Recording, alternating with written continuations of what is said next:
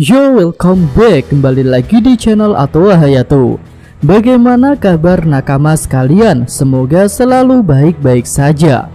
Iya, ini adalah video review untuk chapter 1027. Chapter ini secara umum menggambarkan keadaan di atap Onigashima dan juga pertarungan antara Zoro versus King. Dan tanpa basa-basi lagi, langsung aja kita mulai pembahasannya. Judul chapternya adalah bahaya yang tak bisa dibayangkan. Di sini sudah terkonfirmasi ya bahwa bahaya yang dimaksud adalah benturan Pulau Onigashima dengan ibu kota bunga yang ternyata bisa membawa kerusakan yang fatal baik bagi pasukan aliansi maupun bajak laut Kaido. Oke, lanjut kita masuk ke bagian cover. Di sini menunjukkan sosok Raja Bajak Laut Goldie Roger yang sedang lari karena kejaran dari seekor singa yang marah. Singa itu marah karena Roger mencoret-coret wajahnya. Yuk, selanjut kita masuk ke cerita. Bagian awal menunjukkan sosok Nekomamushi yang sedang menutupi matanya dari cahaya bulan agar dia tak berubah lagi ke bentuk sulong. Ya, bentuk sulong bisa dikatakan sebagai pisau bermata dua. Di satu sisi peningkatan kekuatannya sangat hebat, tapi di sisi lain pengguna mode sulong bisa mendapatkan efek samping yang fatal seperti kehabisan tenaga dan bahkan bisa mati karena hal itu. Fakta tentang mode sulong ini pertama kali dijelaskan ketika Carrot menggunakan mode sulongnya untuk mengobrak-abrik kapal anak-anak Big Mom. Oke, lanjut kita beralih ke atap Onigashima. Setelah bentrokan haki yang dahsyat antara Luffy dan Kaido, awan yang menyelimuti pulau itu semakin terbuka dan menjauh dari Onigashima.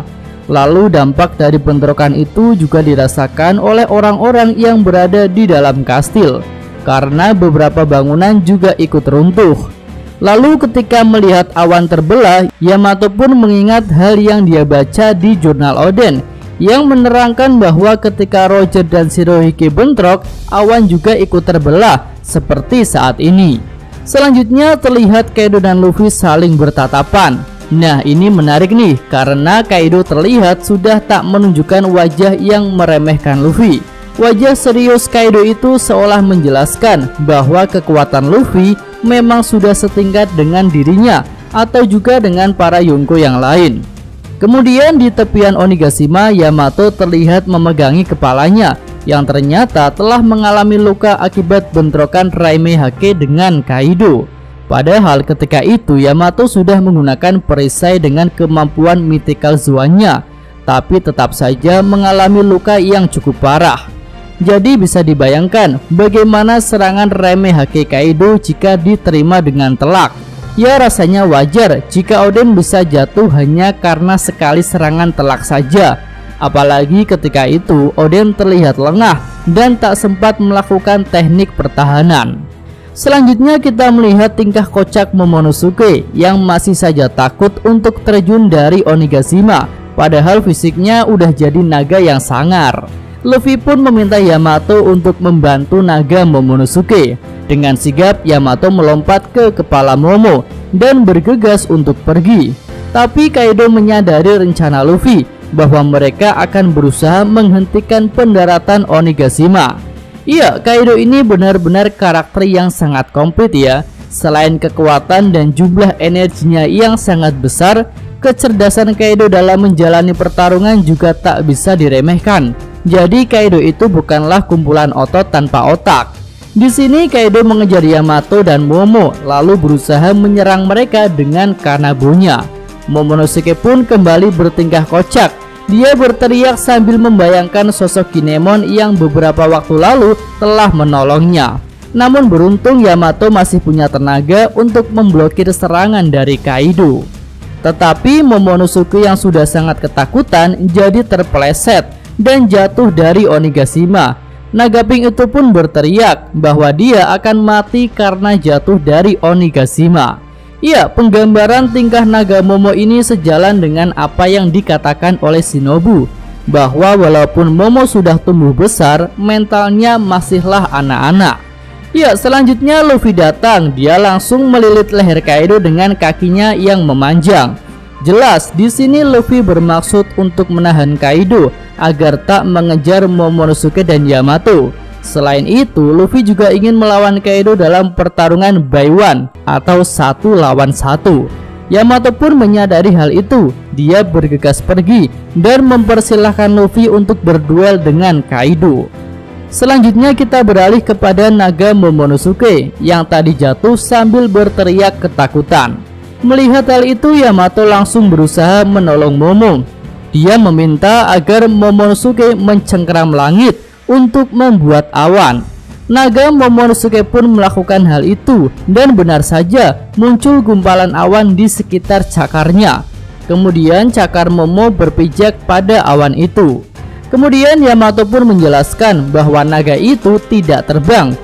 Dia hanya membuat awan lalu berjalan di atas awan tersebut, dan awan yang dibuat naga disebut awan api. Momonosuke pun terlihat senang karena baru kali ini dia bisa mengendalikan awan-awan itu dengan baik. Ya, di sini naga Momonosuke bisa berjalan di langit dengan mata terbuka. Nah, pada titik ini Mimin rasa buah buatan milik Vegapunk itu benar-benar bekerja dengan baik.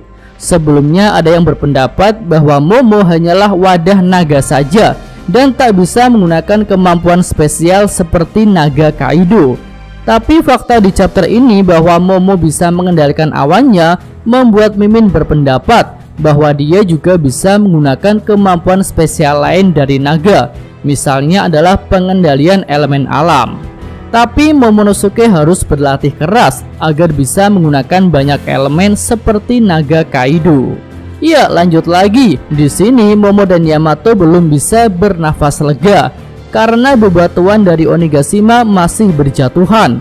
Yamato pun menduga jika Kaido sudah mulai melemah, sehingga awan api yang dia buat sudah tak bisa lagi mengangkat Onigashima dengan baik. Ya, hal itu masuk akal sih karena Kaido sudah bertarung dengan banyak lawan dan tubuhnya juga sudah banyak mengalami luka. Tapi Mimin rasa melemahnya Homurakumo bukan hanya karena Kaido yang melemah, tetapi karena Kaido ingin menggunakan kekuatan penuhnya untuk melawan Luffy, yang mungkin saat ini sudah dia anggap memiliki level kekuatan yang sama dengan dirinya. Setelah bentrokan haki mereka bisa berpengaruh pada alam sekitar. Iya, kembali ke cerita. Naga Momonosuke berusaha sekuat tenaga mendorong Onigashima dengan kepalanya. Tapi menurut Yamato hal itu akan sia-sia.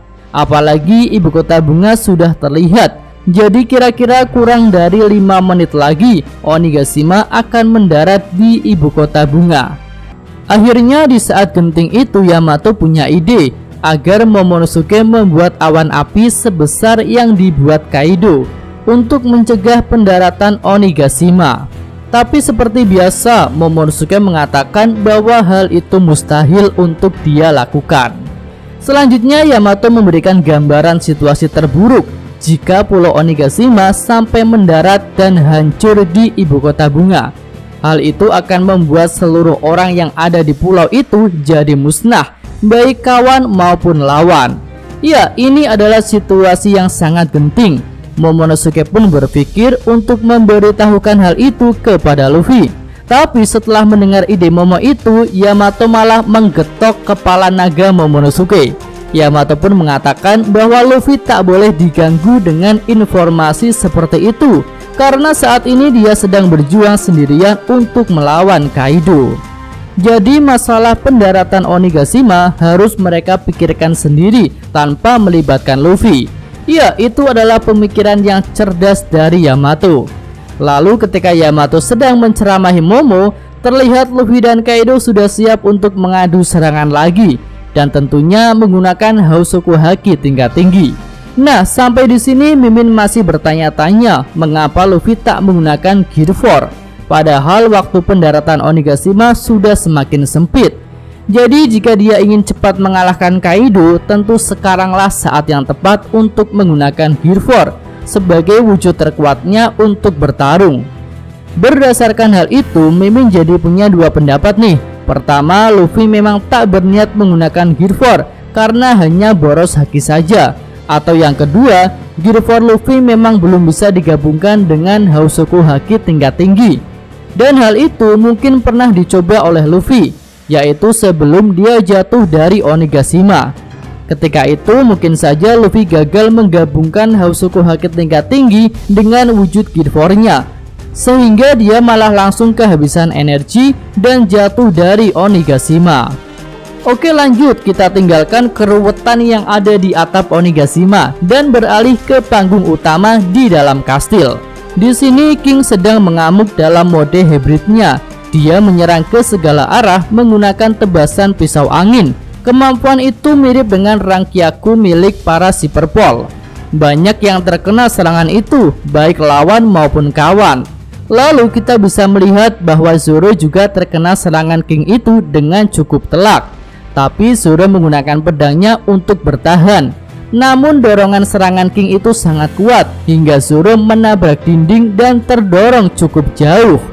Beruntung Zoro terdorong ke arah Franky dan dengan sigap Franky menangkap Zoro.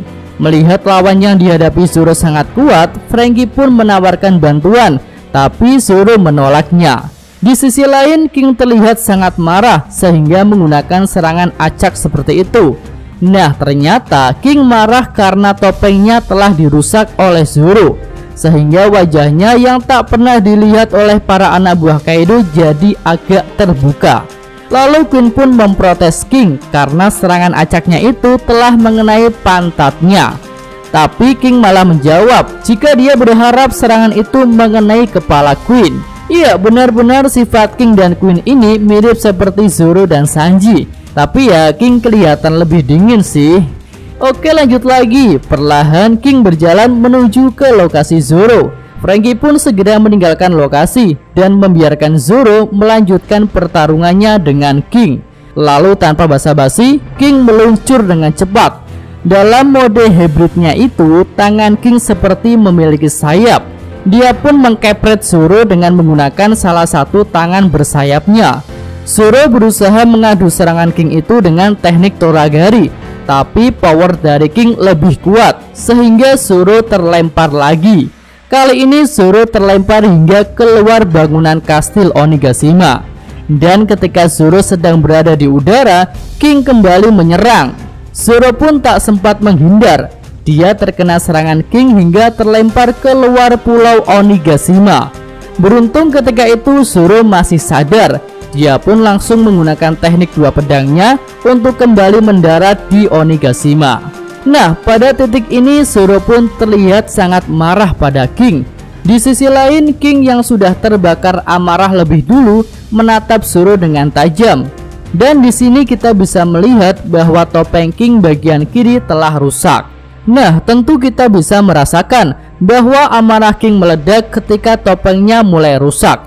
Hal itu tentu menandakan bahwa topeng King itu bukan hiasan saja, melainkan sebuah alat untuk menutupi wajahnya yang memang tak ingin diperlihatkan di hadapan umum. Dan Mimin punya dua pendapat terkait hal itu. Pertama, wajah King berkaitan erat dengan ras Lunaria, dan ras Lunaria sendiri sudah mengalami hal buruk di masa lalu. Misalnya diburu oleh para Tenryubito yang telah mengambil tanah kelahiran mereka di atas Redland. Dan King ingin menyembunyikan identitasnya sebagai anggota ras Lunaria dengan sebuah alasan khusus misalnya. Lalu yang kedua, kasusnya mirip dengan Katakuri. Wajah King akan menunjukkan sisi negatif atau sisi lemah dirinya yang membuat kewibawaan serta image-nya jadi turun. Tapi dari dua pendapat itu, Mimin sih lebih condong pada pendapat yang pertama. Lalu bagaimana dengan nakama sekalian nih? Lebih condong yang mana? Atau mungkin para nakama ini malah punya pendapat lain yang lebih bagus? Ya, jika ada silahkan disampaikan pada kolom komentar. Dan video full review ini pun berakhir sampai di sini. Dan terima kasih. Oke, cukup sekian video kali ini. Semoga nakama sekalian menyukainya. Terima kasih udah nonton. Jangan lupa kasih like dan subscribe channel Atowa Hayato. Yo!